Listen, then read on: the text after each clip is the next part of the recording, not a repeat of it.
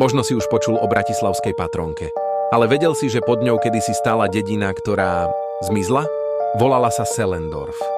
Malá dedina známa svojim kvalitným mlynstvom a múkou, o ktorú bol záujem ďaleko za hranicami. Ale to, čo sa tu údajne stalo, nemá obdobu.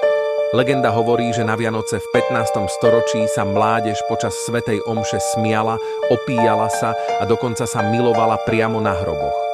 Kňaz, znechutený ich rúhaním, vyslovil prekliatie. A ešte v tú noc sa celá dedina prepadla do pekla. Aj s obyvateľmi. Odvtedy, každý rok na štedrý večer, máš vraj šancu počuť v tichu lesov pod patrónkou čosi zvláštne. Zaznie zvonenie kostolného zvonu. Zo zeme. Legenda varuje. Ak sa vtedy vyberieš do lesa a zazrieš svetlo, nikdy za ním nechoď. Je to brána do Sellendorfu a ten, kto sa tam ocitne, sa už nevráti. Údajne to v roku 1901 zažila aj žena menom Helena Rotová. Zmizla počas polnočnej prechádzky. Jej posledné slová pred zmiznutím? Počujem zvony, ktoré tu nepatria.